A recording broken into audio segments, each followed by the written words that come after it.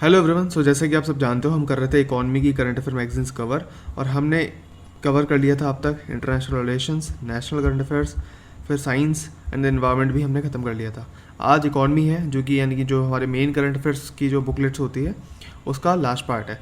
इसके बाद हम करेंगे मे का करंट अफेयर्स कवर। उससे पहले हम कवर करेंगे आई दृष्टि, जो आई दृष्टि नवंबर 2024 में आई थी, वो हम कवर करेंगे। सो स्टार्ट करते हैं इकोनॉमी से।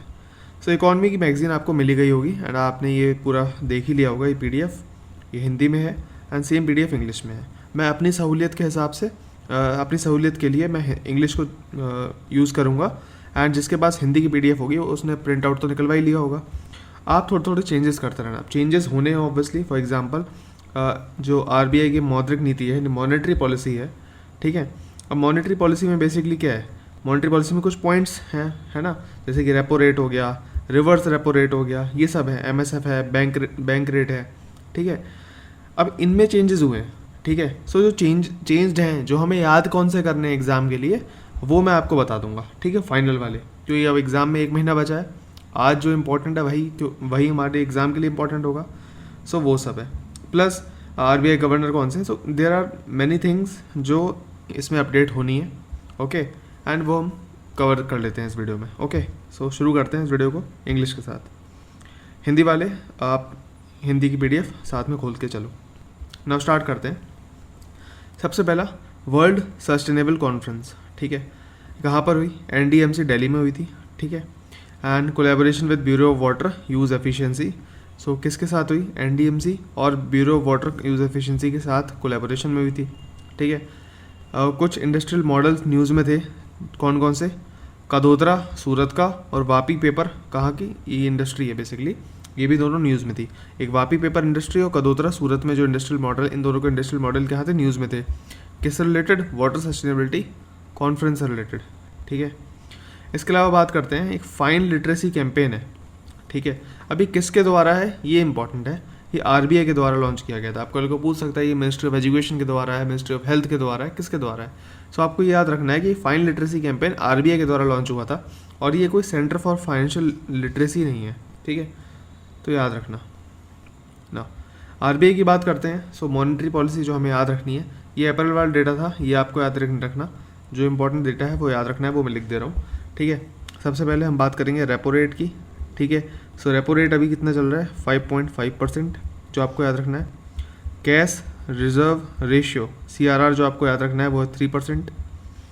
इसके अलावा इन्फ्लेशन की बात करते हैं।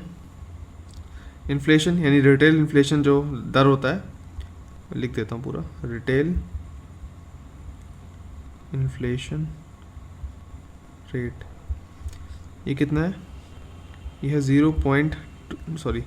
2.82% आपको याद रखना है। एंड रिवर्स, जैसे रेपो रेट होता है वैसे ही एक रिवर्स रेपो रेट होता है, ओके। अब इन सब में बेसिकली कंसेप्चुअल डिफरेंसेस होते हैं। रेपो रेट में और रिवर्स रेपो रेट में डिफरेंसेस होता है। लिक्विडिटी विंडो क्या होती है, CRR क्या होता है, SLR क्या होता है, बैंक रेट क्या होता है, MSF क्या होता है, ठीक है। ये सारे डेटास तो आपको याद रखने ही रखने हैं। सो रिवर्स रेपो रेट कितना है ये भी याद रखो, RRR, ये 3.35%। वहीं पर बैंक रेट कितना हो गया है और MSF कितना हो गया है, ठीक है। इन दोनों की बात करते हैं तो ये 5.25%, सॉरी 5.75%, ठीक है। एंड SDF यानी ये कितना है? ये है हमारा 5.25%। अब आपको पता ही होगा कि जो रेपो रेट होता है, रेपो रेट को बीच में रख दो, जितना आगे जितना ज़्यादा हमारा MSF और बैंक रेट होगा, उतना ही कम हमारा क्या होगा? SDF होगा, ठीक है। जैसे कि ये 2.5 इसमें माइनस करोगे रेपो रेट में, कितना मिलेगा? 5.25 मिलेगा, ठीक है। और 2.5 प्लस करोगे तो 5.75 मिलेगा। ये कहने का मतलब है मेरा, ठीक है। एंड इतना डेटा आपको याद रखना है। इसके अलावा हम बात करते हैं, और ये वाला काट देना, ज़रूरी नहीं है, ठीक है। सो मॉनेटरी पॉलिसी कमेटी की अगर बात करते हैं तो उसमें कितने मेंबर्स होते हैं? 6 मेंबर्स होते हैं। हर मेंबर का 1 वोट होता है, ठीक है। अब 6 मेंबर हैं, हर मेंबर का 1 वोट होगा, यानी कितने? अगर कोई डिसीजन लेना होगा, सब में 3-3 वोट कर दिए, तो लास्ट वोटिंग, ऐसा डिसीजन तो नहीं हो सकता ना कि मैं कह रहा हूँ हेड है, तू भी कह रहा है हेड है, तो ऐसा डिसीजन नहीं हो सकता। इट इज़ जस्ट कि एक बंदा तो ज़्यादा होना चाहिए। उसके लिए क्या होता है? आरबीआई गवर्नर के पास क्या होता है? कास्टिंग वोट होता है, ठीक है। एंड डिसीजन कैसा होता है, ऑब्वियसली मेजोरिटी के द्वारा, तभी वोट है। फिर इसमें कौन कौन होते हैं, आरबीआई के गवर्नर होते हैं, फिर डिप्टी गवर्नर होते हैं, और आरबीआई के नॉमिनेटेड ऑफिशियल होते हैं। इसके अलावा 3 दूसरे मेंबर्स होते हैं जो गवर्नमेंट की तरफ से होते हैं। कौन, इकोनॉमिक्स से रिलेटेड, एक बैंकिंग से रिलेटेड बंदा होता है, एक फाइनेंस से रिलेटेड होता है, ठीक है। सबका 4 ईयर का टर्म होता है, रीअपॉइंटमेंट इनकी पॉसिबल नहीं है। ये किसकी बात कर रहा हूँ, 4 ईयर का टर्म और रीअपॉइंटमेंट पॉसिबल नहीं है, इन तीनों की बात हो रही है, ठीक है। बाकी आरबीआई गवर्नर की रीअपॉइंटमेंट हो सकती है, यस हो सकती है।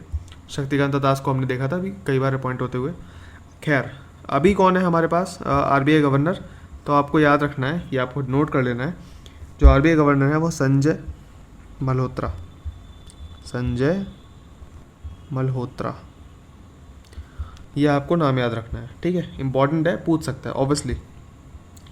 अब यहाँ पर एक बात है आपको याद रखनी है कि जब मॉनेटरी पॉलिसी की कमेटी की मीटिंग होगी तो साल में कितनी बार मीटिंग होगी, ठीक है। तो साल में 4 टाइम्स मीटिंग करनी होती है इन्हें, ठीक है। ये मिनिमम है। आमतौर पे जो आरबीआई गवर्नर होते हैं वो हर 2 महीने में मिलते हैं, यानी 6 महीने के हिसाब से।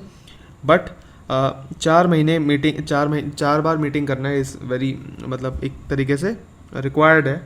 और ये किसके अंदर है, आरबीआई एक्ट 1934 के अंडर है, ठीक है, ये ध्यान रखना। इसके अलावा हम बात करते हैं कुछ करंट अफेयर्स की मुद्दे पर।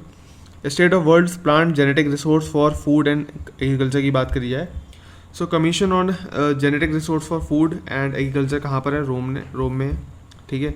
60% ग्लोबल क्रॉप प्रोडक्शन कौन कौन सा है, उसमें कौन कौन से क्रॉप्स हैं, शुगर केन, मेज़, rice, potato, wheat, soybean, palm oil, fruits, sugar beet और कसावा। सिमिलरली अगर मैं बात करता हूँ हिंदी मीडियम में, सो हिंदी मीडियम में भी आपने देखा होगा अभी कि ये हेडिंग है, फूड एंड एग्रीकल्चर के लिए जेनेटिक रिसोर्सेज कमीशन कहाँ पर है, रोम में है। एंड वैश्विक फसल उत्पादन का 60% कौन सी फसलों से आता है, गन्ना, मक्का, चावल, आलू, गेहूँ, सोयाबीन तेल, पाम तेल, पाम ऑयल, फल, शकरकंद एंड कसावा। ओके, सो ये सब इंफॉर्मेशन आपको ऑलरेडी प्रोवाइड की गई है।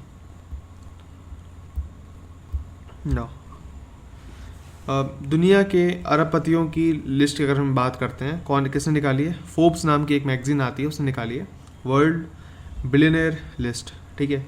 इसमें सबसे ज़्यादा बिलियनर कहाँ से हैं, सो यूएसए से हैं, देन चाइना, और देन हमें इंडिया भी याद रखना है, ठीक है। एंड टॉप 5 की अगर मैं बात करने बैठ जाऊँ तो टॉप 5 कौन कौन से हैं, Elon Musk, Jeff Bezos, Bernard Arnold और मार्क ज़करबर्ग और लैरी एलिसन, ठीक है। इसमें अगर मैं बात करता हूँ एलॉन मस्क की कौन कौन सी कंपनियाँ हैं, एक तो एक्स हो गया, जैसे ट्विटर को एक्स बोलते हैं अब, एंड कौन सी स्पेस एक्स भी है, फिर आपको याद होगा टेस्ला भी नहीं की है ना। इसके अलावा जेफ बेजोस की बात करी जाए तो आपको याद होगा अमेजन जो है वो भी यहीं की है। बर्नार्ड अर्नोल्ड की अगर मैं बात करूं तो आपको याद होगा इनकी जो कंपनी है वो है Oracle, okay. Sorry, Larry Ellison की जो है वो है Oracle, I think Larry Ellison की है ओरेकल, ठीक है। एंड बर्नार्ड की है लुई विटॉन, ये तो बहुत फेमस है, कई सारे सॉन्ग्स बन चुके हैं लुई विटॉन पर। मार्क ज़करबर्ग की बात करते हैं, इसकी जो कंपनी है वो है मेटा, एंड मेटा के अंदर फेसबुक, इंस्टा, व्हाट्सएप ये सब आता है, ये आपको पता होगा। यानी फेसबुक की पेरेंट कंपनी कौन सी है, मेटा। इंस्टाग्राम की पेरेंट कंपनी कौन सी है, मेटा।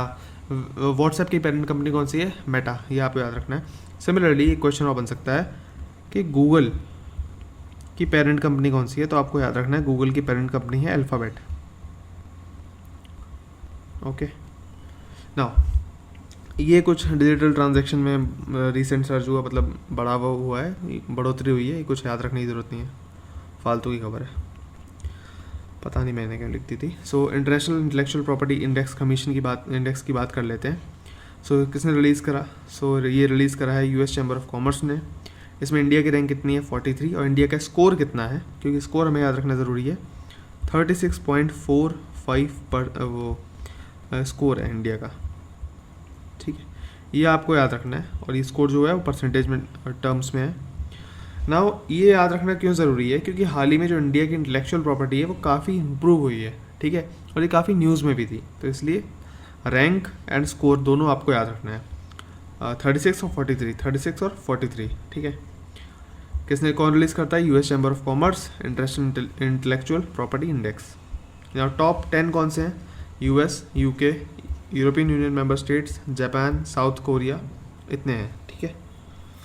टॉप 5 कौन कौन से हैं? US, UK, France, Germany, Sweden. अब UK European union member states मैंने बोला ना, तो उसमें ये तीनों शामिल तो है ही, तो ठीक है। इसे बेसिकली टॉप 3 याद रख लो, इससे ज़्यादा आपको याद रखने की ज़रूरत नहीं है, बाकी सारे सब भूल जाओ। टॉप 3 देख लो, यूएस, यूके, फ्रांस, ठीक है। और इंडिया की रैंक कितनी है ये इंपॉर्टेंट ज़्यादा है, ठीक है। 10th नेशनल कॉन्फ्रेंस हुआ है इकोनॉमिक्स ऑफ कंपटीशन लॉस पे, किसने कराया है? Competition commission of India. अब आपके लिए काम है कि कंपटीशन कमीशन ऑफ इंडिया, क्योंकि ये पॉलिटिकल क्वेश्चन है तो आपके लिए मैं एक होमवर्क देता हूँ, कब स्थापित हुआ, ठीक है, इसका वर्क क्या है, इसका बेसिकली काम क्या है, ठीक है। अब क्या ये कमीशन जो है वो कॉन्स्टिट्यूशनल कमीशन है, क्या ये स्टैट्यूटरी है ना, मतलब क्या ये संवैधानिक है, वैधानिक है, ठीक है, किस तरीके से बना हुआ है ये आपको ध्यान रखना है। नाउ किसके अंडर आता है ये? मिनिस्ट्री ऑफ कॉर्पोरेट अफेयर्स के अंडर आएगा, और ये जो कॉन्फ्रेंस हुई है it is based on Raghavan committee, ठीक है। ओके, सो ये जो इन्फॉर्मेशन है ये कंपटीशन कमीशन ऑफ इंडिया की है, मैंने खुद ही दे दी है। सो राघवन कमेटी के बेस पर बना हुआ है ये कमीशन, स्टैट्यूटरी और क्वासी जुडिशियल बॉडी है, ठीक है, कंपटीशन कमीशन ऑफ इंडिया, ठीक है। इसमें हाँ ईयर ऐड कर लेना, आपका काम है इसमें ईयर ऐड कर लेना, ठीक है। Now RBI NCFE national centre for financial education की बात करते हैं, nation wide financial literacy campaign है। अब इसमें तो आपको कुछ याद रखने की ज़रूरत भी नहीं है। एनसीएफई किसका है? National centre for financial education, ठीक है, किसका है? सो आरबीआई का है, बात खत्म। अगर फुल फॉर्म याद रखोगे ना, सिर्फ फाइनेंशियल एजुकेशन है ना, जो वित्तीय साक्षरता लिटरेसी कौन देगा? सो इसकी ध्यान कौन रखेगा? आरबीआई करेगा हमारा, ठीक है, वही करता है। Trends and progress of housing in India, ठीक, अब ये रिपोर्ट किसने निकाली है? नेशनल हाउसिंग बैंक ने निकाली है, जो एक्ट 1987 के अंदर बनी थी। इस्टेब्लिश कब हुई थी? 1988 के अंदर। एंड इसे कौन ओन करता है? गवर्नमेंट ऑफ इंडिया ओन करती है, हेडक्वार्टर का है दिल्ली में। फिर एक ग्रिडकॉन 2025 हुआ था, कहाँ पर? दिल्ली में। इनॉग्रेट किसने करा था? मनोहर लाल। मैंने आपको बताया था, आपको याद भी करवाया था सबसे पहले वीडियो में, कि जब पावर है ना, अभी क्या हुआ है, गर्मी है तो लाइट जा रही है, बट अगर पावर आ जाए, ठीक है, तो आपका मन थोड़ा हरा भरा हो जाएगा, मन खुश हो जाएगा। तो मनोहर कब हो जाएगा? जब पावर आएगी, ठीक है। किसने ऑर्गेनाइज करा है इसे? पावर ग्रिड ने ऑर्गेनाइज करा है, मिनिस्ट्री ऑफ पावर के अंडर। इसका थीम क्या था? Innovation in grid resilience. NITI Aayog की रिपोर्ट की बात करते हैं, वुमेन एंड फाइनेंशियल ग्रुप्स पर। इसका टाइटल क्या है? Borrowers to builders. एंड इसमें टॉप स्टेट्स कौन सी है? महाराष्ट्र, तमिलनाडु, कर्नाटका, यूपी, तेलंगाना, ठीक है। Then there is a scheme Swavalambini, ठीक है, स्वावलंबनी स्कीम, ये एक स्कीम है। इसके अलावा एक और स्कीम है, स्वावलंबन स्कीम, स्वावलंबन, ठीक है। ये जो स्कीम है ये लिख लेना, ये 2010 में आई थी, ठीक है। और इसमें बेसिकली क्या होता है, जो भी आर्म्ड फोर्सेस होते हैं, ठीक है, मिलिट्री पर्सनल्स हो गए, नेवी के ऑफिसर्स हो गए, है ना, चाहे जवान हो गए, उनकी फैमिली, ठीक है, एंड जो मिलिट्री पर्सनल्स होते हैं यानी बंदे होते हैं, उनको खुद, इन दोनों को क्या दिया जाता है? बीमा की सुविधा। सो स्वावलंबन स्कीम अलग है और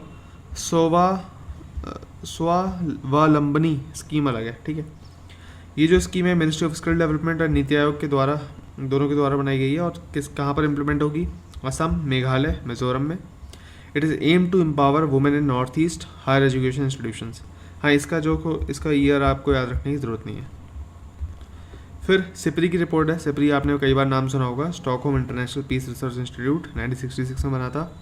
अब ये कब बना था ये हमारे काम का नहीं है, इम्पॉर्टेंट क्या है कि इसमें टॉप 3 नेशंस जो मिलिट्री इक्विपमेंट से रिलेटेड हैं वो कौन है? यूएसए, फ्रांस, रशिया, ये आपको याद रखना है, ठीक है। ये एक्सपोर्टर है, मैक्सिमम एक्सपोर्टर कौन करता है? USA, then France, then Russia. India is the largest buyer of French arms followed by Qatar. So French arm को सबसे ज़्यादा बाय कौन करता है? इंडिया बाय करता है। उसके बाद कौन करता है? कतर करता है सेकंड पे। यूक्रेन को सबसे ज़्यादा सप्लाई किसने करा है? यूएसए ने, देन जर्मनी ने, देन पोलैंड ने। ठीक है। इसके अलावा इंडिया का second largest arm importer, India is the second largest arm importer globally, और फर्स्ट लार्जेस्ट एक्सपोर्टर कौन है? यूएसए। ठीक है। Due to diversification and increasing domestic industry, ये इंपॉर्टेंट नहीं है, फालतू की लाइन है। टॉप 5 इम्पोर्टर जो आपको याद रखने हैं, सो Ukraine, India, Qatar, Saudi Arabia, Pakistan. Ukraine, India, Qatar, Saudi Arabia, Pakistan आपको याद रखना है। फिर एक रीजन पोर्टल है फॉर सेल्फ रिलायंस, ठीक है, इंडिया ने बनाया है। देन INS विक्रांत की बात होगी, हमने पुरानी मैगजीन्स में अभी देखेंगे। अभी फर्स्ट इंडिजिनस एयरक्राफ्ट कैरियर है इंडिया का INS विक्रांत। LCA तेजस की बात करते हैं, it's advanced fighter aircraft developed by Hindustan Aeronautics limited. Similarly अगर मैं हिंदी की PDF की बात कर लूँ अगर, तो उसमें भी हमने ये सारी चीज़ें सेम देखी हैं। ठीक है। स्टॉकहोम अंतर्राष्ट्रीय शांति अनुसंधान संस्थान, USA, फ्रांस, रूस, चाइना, चीन और जर्मनी। भारत की बात करते हैं, फ्रांसीसी हथियारों का सबसे बड़ा खरीदार कौन है? भारत है। यूक्रेन को शीर्ष आपूर्तिकार करता कौन है? USA, जर्मनी और पोलैंड। सो कम्प्लीटली हिंदी में आपको PDF ऑलरेडी मिली है, वहीं से आप देखते रहो। 6th round of India's remittance survey. So एक सर्वे हुआ है किसके द्वारा? RBI के द्वारा। अब इसमें रेमिटेंस की बात हो रही है। ठीक है। सबसे ज़्यादा इंडिया में रेमिटेंस कहाँ से आता है? रेमिटेंस क्या होता है?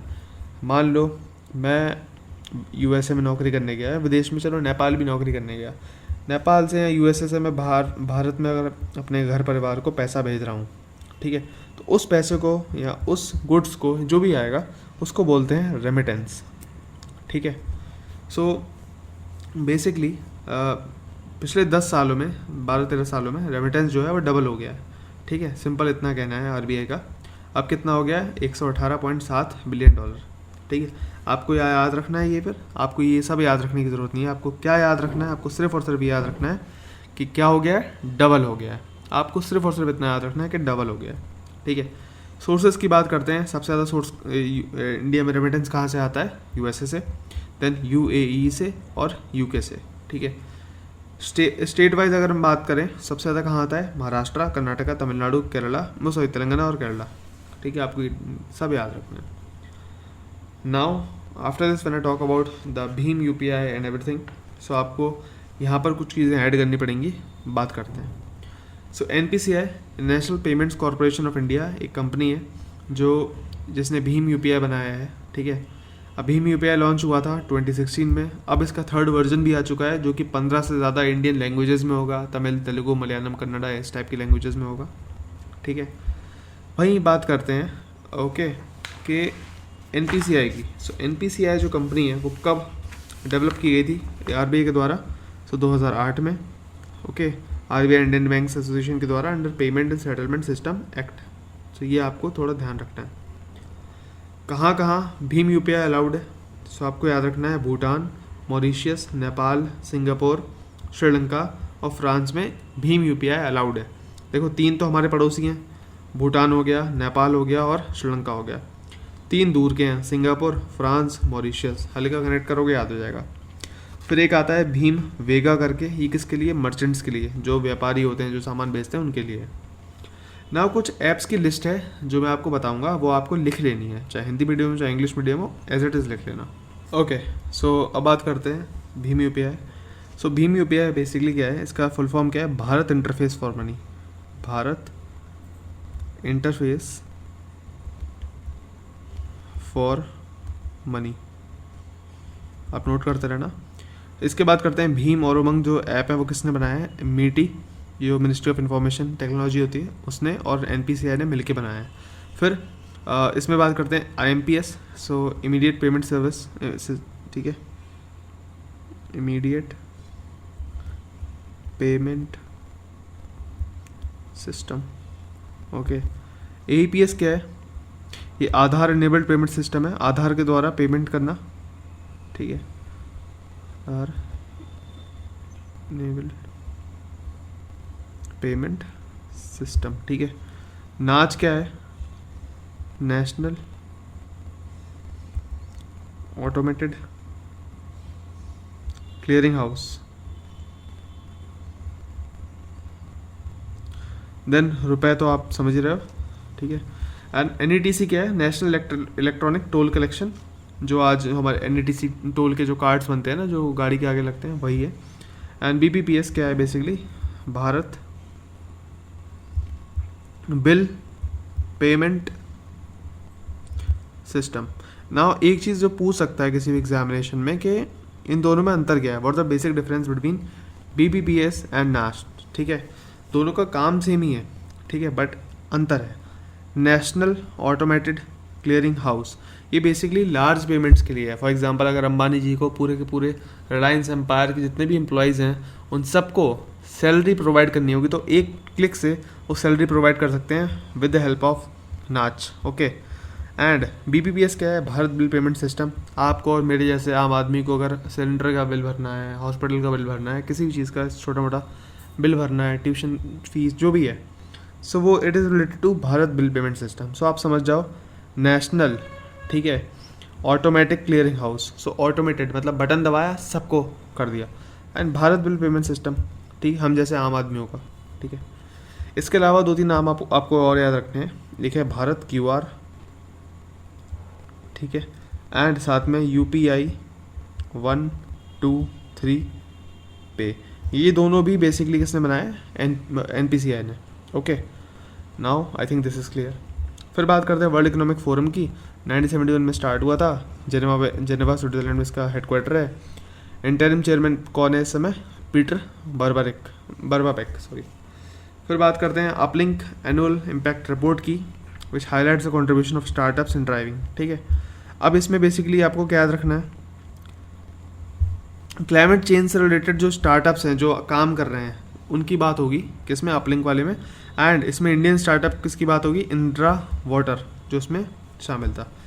फिर discontinuation of medium and long term gold monetisation scheme, जो पहले गोल्ड स्कीम चलती थी, गोल्ड मोनेटाइजेशन स्कीम, उसको डिसकंटिन्यू कर दिया है। सो पूछ सकता है कौन सी ऐसी स्कीम है जिसको फाइनेंस मिनिस्ट्री ने हाल ही में डिसकंटिन्यू किया है। सो गोल्ड मोनेटाइजेशन स्कीम में मीडियम एंड लॉन्ग टर्म वाले गोल्ड की बात हो रही है।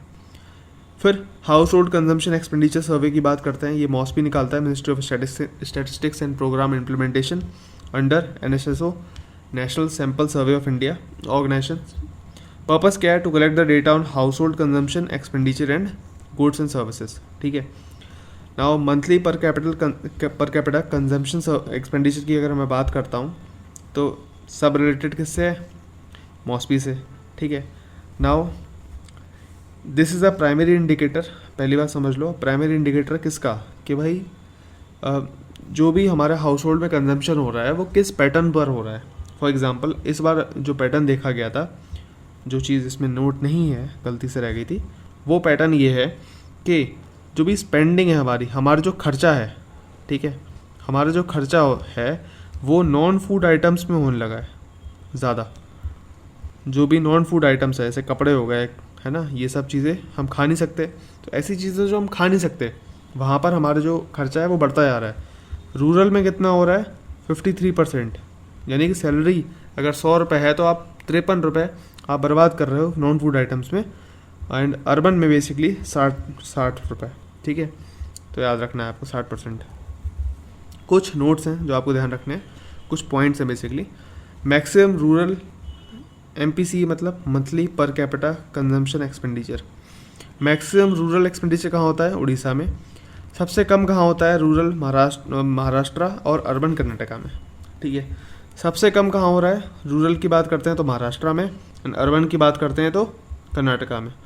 नाउ आपको एक बात याद रखनी है, ठीक है, ये इंपॉर्टेंट नहीं है, आपको जो बात याद रखनी है वो है गिनी कोफिशिएंट। अब गिनी कोफिशिएंट क्या होता है? ये इंपॉर्टेंट टर्म है। गिनी कोफिशिएंट बेसिकली क्या होता है? ये मेजर करता है किसका? वेल्थ और इनइक्वालिटी, मतलब बेसिकली एक होगा व्यक्ति गरीब, ठीक है, और एक होगा अमीर, ठीक। इनके बीच का जो दूरी कितनी है, इनइक्वालिटी कितनी है, उसको गिनी कोफिशिएंट मेजर करता है। सो मैं लिख देता हूँ, it's a measure of inequality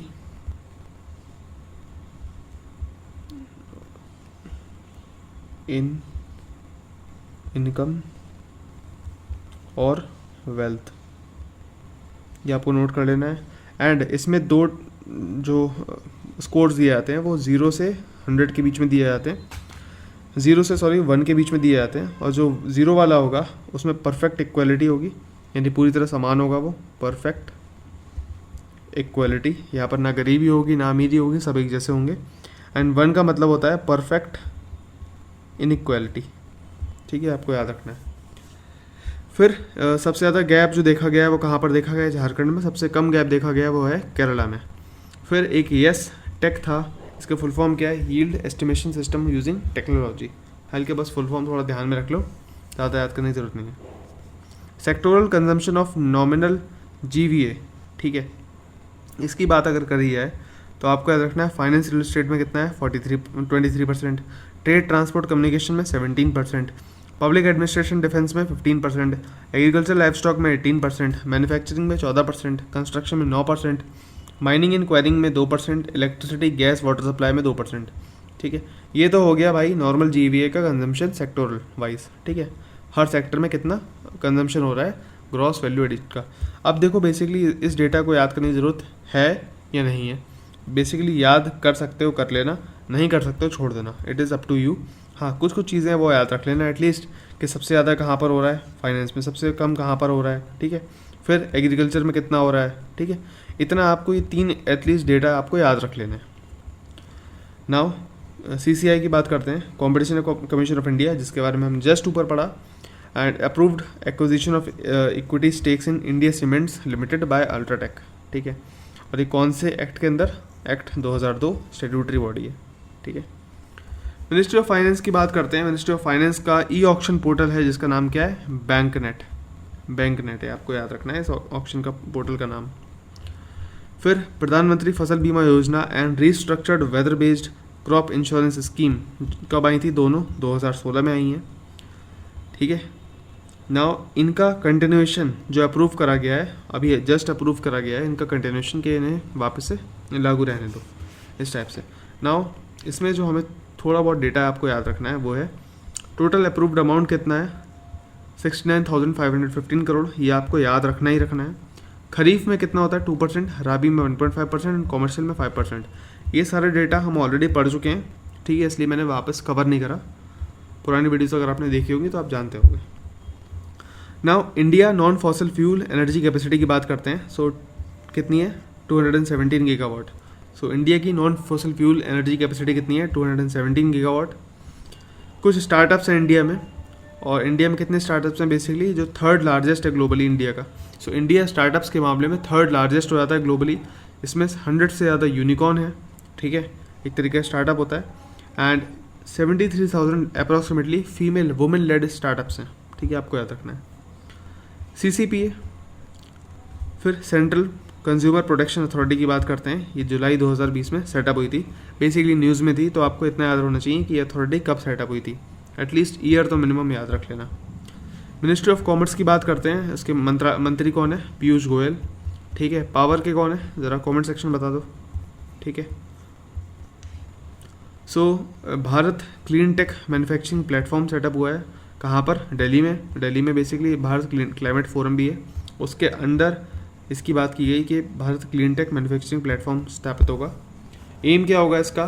to foster clean tech innovation across solar, wind, hydrogen, ठीक है। अभी तो बहुत सिंपल सी बात है, ठीक है। क्लीन टेक मतलब जो रिन्यूएबल एनर्जी से रिलेटेड होगा, सोलर, विंड, हाइड्रोजन, इस टाइप से रिलेटेड, ठीक है। फ्यू एंड इडाई, ठीक है, इन्होंने MOU साइन किया है। टू पर्पस क्या है इसका? Enhance coordination, information exchange. अब ये ज़रूरी नहीं है, बेसिकली इडाई कौन सी है, ठीक है। इडाई की फुल फॉर्म क्या है आपको पता होगा? Insurance regulatory development authority of India, insurance regulatory और डेवलपमेंट अथॉरिटी ऑफ इंडिया, ठीक है ना। इसकी बात करते हैं तो आपको बस इतना मैं आपके लिए होमवर्क दे रहा हूँ कि कब सेटअप हुई थी, कब सेटअप हुई थी, इसका ईयर क्या है?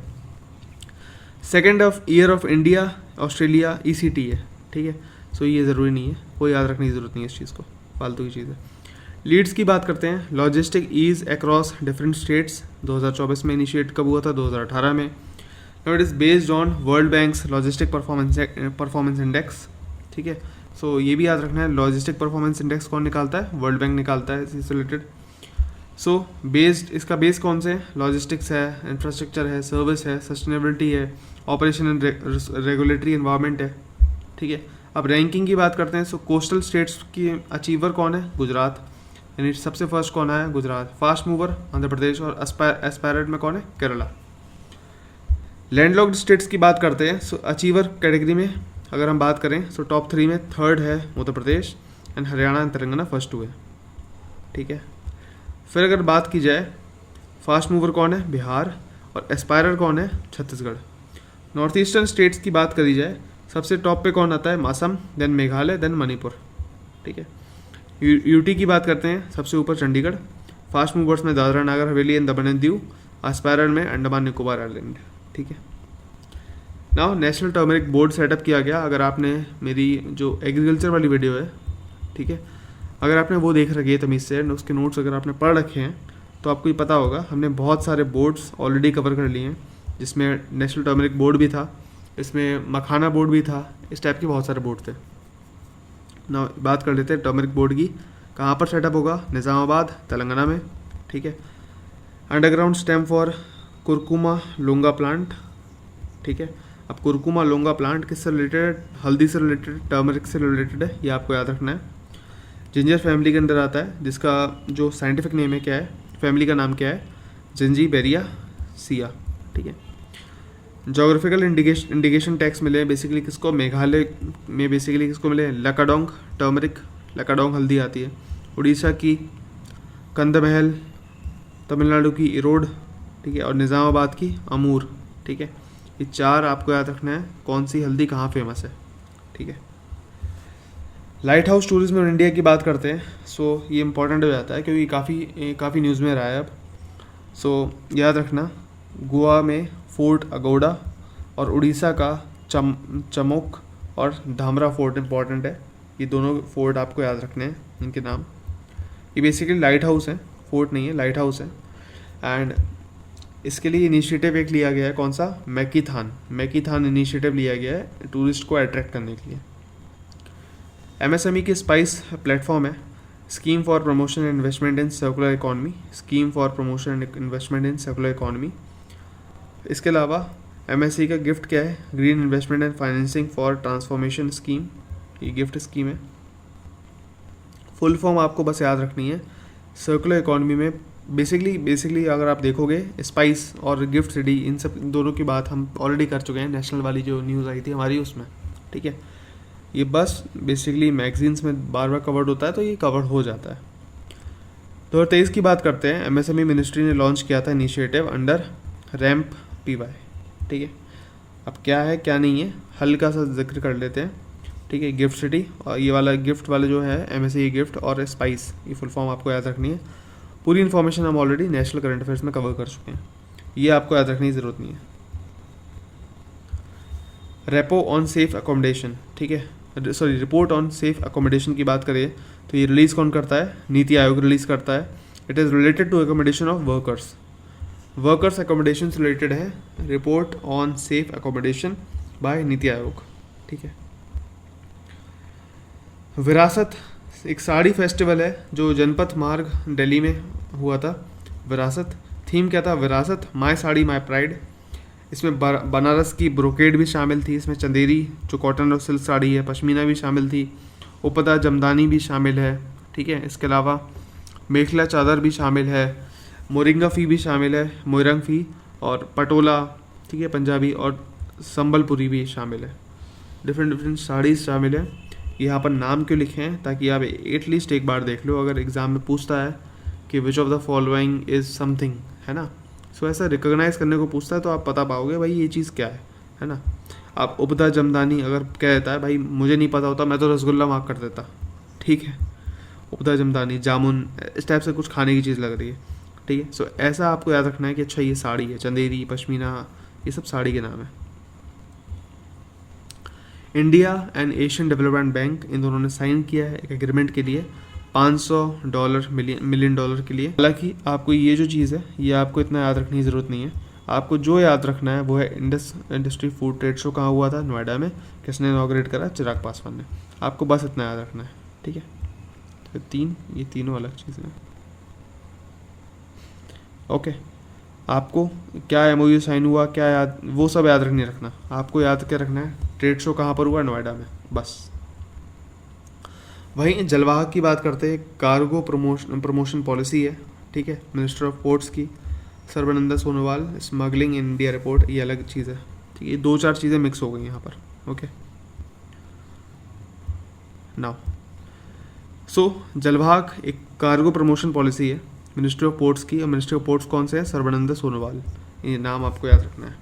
फिर स्मगलिंग इन इंडिया रिपोर्ट आई थी, it is release by directorate of revenue intelligence, DRI, ठीक है। अब क्या रिपोर्ट है, रिपोर्ट के अंदर क्या था वो हमारे काम का नहीं है। डायरेक्टरेट ऑफ रेवेन्यू इंटेलिजेंस से रिलीज करते हैं स्मगलिंग ऑफ इंडिया रिपोर्ट को, ठीक है। अन्ना चक्र की बात करते हैं एंड स्कैन पोर्टल, ठीक है।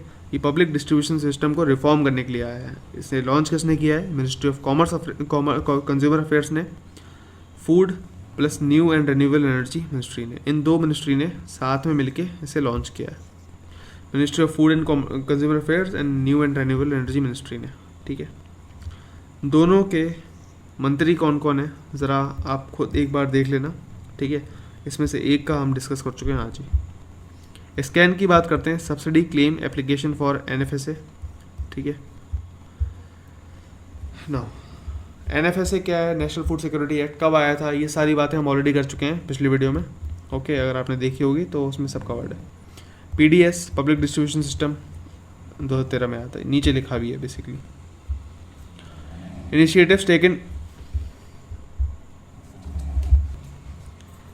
सो इंडिया बेसिकली इनिशिएटिव से कुछ पहले वो बात कर लेते हैं।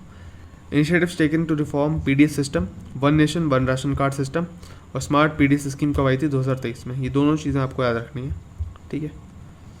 इंडिया की बात करते हैं, सो इंडिया ने FDI हिट करा कितना, $1 ट्रिलियन का। India is honoured with ISSA good price award for Asia and Pacific 2024। अब क्या है क्या नहीं है इतना ज़रूरी नहीं है, ठीक है। ये ज़रूरी है, ये ज़रूरी नहीं है, ओके। म्यूल हंटर AI की बात करते हैं। म्यूल हंटर AI किसका है, RBI का है, और ये किस लिए, डिजिटल फ्रॉड को। ऐसा मान लो कि जितने भी फ्रॉड्स होते हैं वो म्यूल होते हैं, ठीक है, उनको हंट करना है इसका काम। Rising Rajasthan global investment summit कहाँ हुई थी, इंपॉर्टेंट नहीं है, ऑब्वियसली राजस्थान में हुई होगी, बट इसका जो थीम है वो इंपॉर्टेंट है, रिप्लीट रिस्पॉन्सिबल एंड रेडी, ठीक है। पैन 2.0 प्रोजेक्ट की बात करते हैं। सो पैन आपको याद रखना पड़ेगा कि पैन क्या है, कि अल्फ़ा न्यूमेरिक नंबर है, और पैन की फुल फॉर्म क्या होती है, ये एग्जाम में पूछा गया था, पर्सनल आइडेंटिफिकेशन नंबर। ये कितने 10 डिजिट का अल्फ़ा न्यूमेरिक नंबर होता है, मतलब अल्फ़ाबेट्स भी होते हैं ABCD, और न्यूमरिक्स भी होते हैं 1 2 3 4, ओके। फर्स्ट इशू कब हुआ था, 1972 में, ओके। बीमा सखी योजना किसकी है, LIC, आपको ध्यान रखना है, LIC की योजना है ये। अगेन इसमें बेसिकली पास दिए जाएंगे कुछ, ठीक है, 18 से 70 साल की महिलाओं को, और ये इंश्योरेंस ट्रेनिंग भी प्रोवाइड की जाएगी। ई जागृति पोर्टल की अगर मैं बात करता हूँ तो मिनिस्ट्री ऑफ कंज्यूमर अफेयर्स के अंदर आती है e Jagriti portal. It is related to ODR, online dispute redressal. कुछ सिमिलर पोर्टल हैं इससे रिलेटेड, ई दाखिल जो कि लद्दाख में लॉन्च हुआ है। सेम काम है, सब कुछ सेम है, ठीक है। ऑनलाइन जो भी मुद्दे होंगे उनको सॉल्व करना। इंडियाज़ अनएम्प्लॉयमेंट रेट जो ड्रॉप हुआ है 6.4%, ठीक है। सो इंडिया का अनएम्प्लॉयमेंट दर कितना गिर गया है, सो अब 6.4% तक रह गया बस। स्ट्रक्चर ऑफ कोऑपरेटिव बैंकिंग की बात करते हैं। सो यहाँ पर आपको याद रखना है रूरल में कौन कौन से होते हैं, state cooperative bank, district cooperative bank और प्राइमरी एग्रीकल्चर क्रेडिट सोसाइटीज़ जो रूरल लेवल पे होते हैं, गांव के लेवल पे। अर्बन की बात करते हैं तो सिंगल स्टेट आपको याद रखना है, registered under state cooperative society act, ठीक है। एक मल्टी स्टेट में कौन होते हैं, registered under multi state cooperative society act, ठीक है। नाउ हिंदुस्तान एरोनॉटिक्स लिमिटेड जो है वो 14th महारत्न कंपनी बन गई है इंडिया की। सो 14th महारत्न कंपनी बनने वाली कौन सी है? So Hindustan Aeronautics Limited. PM Jan Dhan Yojana की बात करते हैं तो फाइनेंशियल इंक्लूजन से रिलेटेड है ये स्कीम।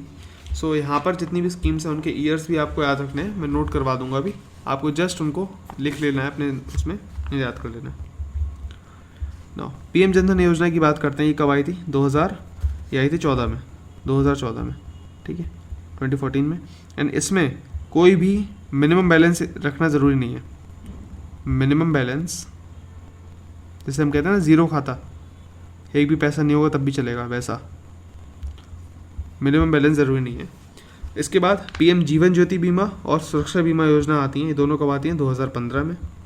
और बेसिकली पहली वाली है जीवन ज्योति, मतलब जीवन की ज्योति बुझ ना जाए उससे पहले बीमा करवा लो, है ना। जीवन ज्योति मतलब लाइफ इंश्योरेंस। सुरक्षा बीमा हाथ पैर टूट गए तो इसलिए। सो पर्सनल इंश्योरेंस कौन सी है? एक्सीडेंट इंश्योरेंस, तो सुरक्षा बीमा योजना। फिर एक आती है अटल पेंशन योजना, ये भी कब आती है? 2015 में। ये अनऑर्गेनाइज सेक्टर के लिए है, ठीक है, अटल पेंशन योजना, ठीक है। Now global multi dimensional poverty index की बात करें, so it's a poverty amid conflict, इसका थीम था पॉवर्टी एमिड कॉन्फ्लिक्ट। एनुअली इसे कौन करवाता है? United Nation Development Programme, OPHI मिलके करवाते हैं, Oxford Poverty and Human Development Initiative. Top 5 country हैं जहाँ पर सबसे ज़्यादा गरीब लोग हैं। इंडिया है, कितने? 243 मिलियन लोग गरीब हैं, ठीक है। तो 1 मिलियन इक्वल टू 10 लाख होता है, ये आपको पता होगा। 1 million equal to 10 lakh, okay. 243 billion equal to 2430 lakh, ठीक है। 24 करोड़ लोग करीब क्या है? 24 करोड़ लोग गरीब हैं इंडिया में। Pakistan second, Ethiopia third, Nigeria, DRC। अब आप सोचोगे इंडिया तो ज़्यादा डेवलप्ड है, ठीक है, पाकिस्तान इन सब से, इथियोपिया है ये, इन सबसे डेवलप्ड ज़्यादा है इंडिया, तो क्यों इतने ज़्यादा गरीब है? बेसिकली इंडिया की पॉपुलेशन भी तो ज़्यादा है, फिर तो ध्यान रखने वाली बात है। कुछ इंडिकेटर्स आपको याद रखने हैं, जैसे कि हेल्थ है, हेल्थ में 3 इंडिकेटर्स होते हैं, nutrition, child adolescent and mortality and maternal health. Education में 2 होते हैं बेसिकली इसके सब part, years of schooling and school attendance. फिर स्टैंडर्ड्स ऑफ लिविंग। आपको इतना सब कुछ याद रखने की ज़रूरत नहीं है, आपको बस ये 3 याद रखने हैं, हेल्थ, एजुकेशन और standard of living, okay. MSP की बात करते हैं। सो राबी क्रॉप्स पे MSP अनाउंस की गई थी। अब कोई भी MSP अनाउंस होती है उसे अप्रूवल कौन करता है? उसे अप्रूवल करता है cabinet committee on economic affairs. Note कर देता हूँ, cabinet committee on economic affairs, ठीक है। इसको हेड कौन करता है? PM, okay. वीट पे कितनी MSP अनाउंस हुई है? 2425 रुपये। बारले पर 1980 रुपये। लेंटिन या मसूर पर कितना? 6700। रेप सीड एंड मस्टर्ड पे 5950। सेफ्लावर 5940। ग्राम में 5650, ठीक है। सबसे ज़्यादा बढ़ोतरी किस में हुई है? सो रेप सीड या मस्टर्ड जिसे हम कहते हैं उसमें हुई है, कितना? 300 रुपये पर क्विंटल। और 2018 के हिसाब से मुकाबले इस बार जो MSP है वो 1.5 गुना ज़्यादा है, ये भी आपको थोड़ा ध्यान रखना है। इसके अलावा अगर बात करते हैं Pandit Deendayal Upadhyaya multi tracking project की, सो ये PM गति शक्ति के साथ अलाइंड है, मतलब उसी की तरह काम करेगा एंड इन्हेंस कनेक्टिविटी इन्हेंस करने के लिए है, ठीक है। अब इसके बारे में हमने ऑलरेडी पुरानी करंट अफेयर वाली की न्यूज़ में पढ़ लिया था। नाउ बात करते हैं नेशनल मोनेटाइजेशन पाइपलाइन। इसके बारे में बात करते हैं, कब आई थी? 2021 में। इससे रिलेटेड और भी कुछ याद रखने की ज़रूरत है? तो जी नहीं, आपको कुछ और भी फालतू का याद रखने की ज़रूरत नहीं है। SCCL becomes first coal company to open 4 Amrit pharmacies. So कौन सी कंपनी है जिसने 4 अमृत फार्मेसीज खोली है? सो SCCL, ठीक है। अब SCCL कौन सी कंपनी है? कोल लिमिटेड कंपनी। CL मतलब कोल लिमिटेड होगा। होता क्या है बेसिकली, हर कुछ सालों में, हर 10 साल 15 साल में जो RBI और गवर्नमेंट होती है अपना बेस ईयर चेंज करती है। जैसे कि आपने सुना होगा 2011-12 हमारा बेस ईयर चलता है, ठीक है, इन्फ्लेशन और इन सब चीज़ों को काउंट करने के लिए। अब क्या हो रहा है, अब फिर से हमें बेस ईयर चेंज करना पड़ेगा।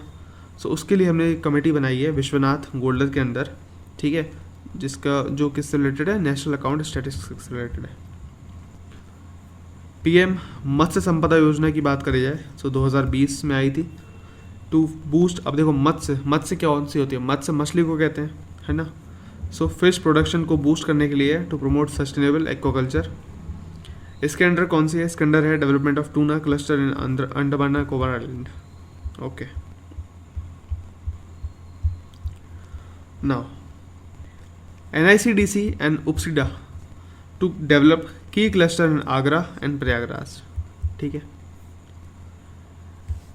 Now national industrial corridor development corporation NICDC and UP state industry development authority UPSID है। कहाँ पर क्लस्टर बनाएंगे, आगरा में और प्रयागराज में। NICDC बनाएगा आगरा में और UPSIDA बनाएगा प्रयागराज में। North east rural livelihood project की बात करते हैं। फंड किसने करा है, वर्ल्ड बैंक ने, इंपॉर्टेंट हो जाता है यानी कि, ठीक है।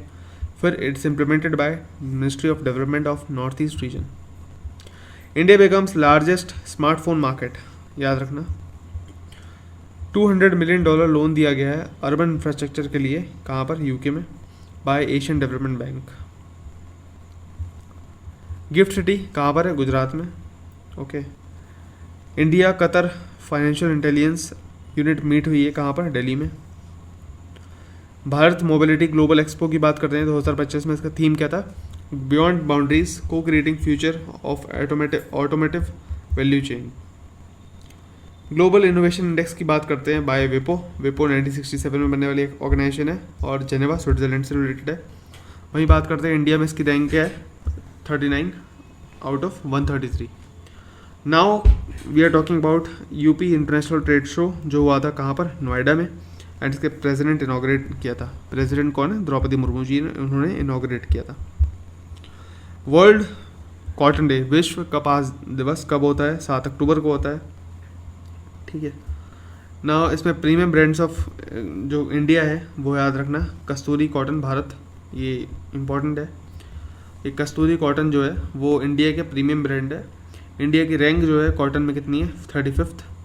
एंड इंडिया, चाइना और पाकिस्तान, USA, उज़्बेकिस्तान, ये सब टोटल वर्ल्ड में 70% कॉटन प्रोड्यूस करते हैं। एंड टॉप 3 प्रोड्यूसर कौन है, इंडिया, चाइना और USA। IAFT फॉरेन ट्रेड की बात करते हैं तो फर्स्ट ओवरसी कैंपर कौन है, Dubai, campus. So IAFT foreign trade का फर्स्ट ओवरसी कैंपस कहाँ खोला जाएगा, दुबई में। वर्ल्ड टूरिज्म डे कब सेलिब्रेट होता है, 27 सितंबर। थीम क्या था, tourism and peace. 2 initiatives launch किए गए थे, प्रयत्न मित्र और प्रयत्न दीदी, ठीक है। कुछ अदर इनिशिएटिव्स हैं जो टूरिज्म से रिलेटेड हैं, वो कौन से हैं, देखो अपना देश, वाइब्रेंट विलेज प्रोग्राम, उड़ान योजना जो 2016 में आई थी, हृदय योजना जो 2014 में आई थी, ठीक है। यूनेस्को वर्ल्ड हेरिटेज साइट्स की बात करते हैं, 5 प्लेसेस ऐड की गई थी, धोलावीरा, है ना, Kakatiya Rudreshwara temple, Shanti Niketan, Hoysala temples, Moidams from Assam, ठीक है। मोइडम्स इज 42nd साइट, याद रखना। फिर ट्रेवल टूरिज्म इंडेक्स की बात करते हैं, इंडिया की रैंक कितनी है, 39, अभी देखा हमने। इंडो पैसिफिक इकोनॉमिक फ्रेमवर्क की बात करते हैं, कहाँ पर हुआ, टोक्यो में हुआ, 14 मेंबर्स हैं इसमें, ठीक है। And US, Japan, Australia, New Zealand, Republic of Korea यानी साउथ कोरिया, इंडिया, फिजी और 7 एशियन कंट्रीज़ हैं, कौन कौन से, Bruny, Indonesia, Malaysia, Philippines, Singapore, Thailand, Vietnam. ये आपको याद रख लेने हैं, हल्का फुल्का तो आइडिया होना चाहिए, ठीक है। फिर क्वार्टरली इकोनॉमिक कॉन्क्लेव कहाँ हुआ था, दिल्ली में। किसने इसको कराया, आयोजित करवाया, इंस्टीट्यूट ऑफ इकोनॉमिक ग्रोथ ने। इंडिया फॉरेक्स रिजर्व कितने हो गए, $704 बिलियन। आज की तारीख में अगर जब मैं वीडियो रिकॉर्ड कर रहा हूँ 698 है, बट आपको यही याद रखना है कि अप्रॉक्सीमेटली 700 तो है। फॉरेक्स में क्या क्या होता है, फॉरेन करेंसी के एसेट होते हैं, जैसे कि डॉलर में करेंसी हो गई ये सब, गोल्ड रिजर्व हो गया, सोना हो गया, स्पेशल ड्राइंग राइट्स होते हैं SDR, और रिजर्वेशन पोजीशन होती है IMF के साथ, ठीक है।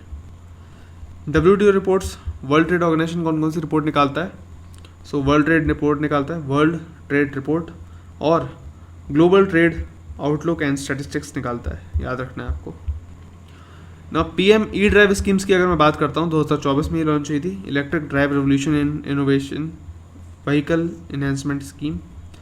It's a faster adoption of EVs। Now PM internship scheme की बात करते हैं, ये कब आई थी? बजट 2024-25 में अनाउंस हुई थी। 1 करोड़ यूथ को 5 साल के लिए 500 कंपनी के अंदर इंटर्नशिप प्रोवाइड करनी है, ठीक है। World wide fund living planet report 2024 में जो आई थी उसके बारे में बात करें, सो इंडिया थाली है, मतलब इंडिया में जो बेसिकली जो देसी थाली चलती है, जैसे कि केले के पत्तों पे सब्जी भी परोस के खाई जाती है, वो सस्टेनेबिलिटी के हिसाब से कि भाई इन्वायरमेंट हमारा अच्छा रहेगा, इस हिसाब से न्यूज़ में थी, ठीक है। कुछ अदर इनिशिएटिव्स हैं जो इससे रिलेटेड हैं, श्री अन्ना, ईट राइट कैंपेन, परंपरागत कृषि विकास योजना, जैविक खेती पोर्टल, ये सब है। वही वर्ल्ड वाइड फंड की बात करते हैं, सो याद रखना वर्ल्ड वाइड लाइफ फंड, सो 1961 ग्लांड स्विट्ज़रलैंड, ठीक है। सो दैट्स इट, इतना था हमारे करंट अफेयर्स में। अब आपको कल मिलेगी आय दृष्टि, ठीक है, कब? 23 जून को।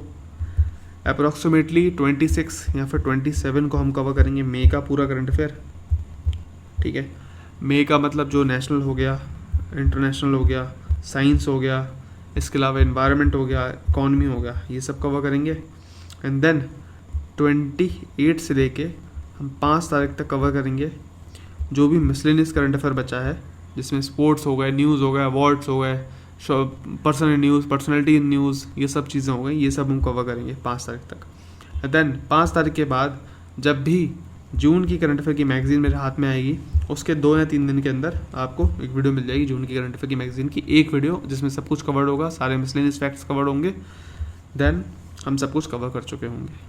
सो that's it for this video. बीच बीच में माइक अटका था, I am really very sorry about this.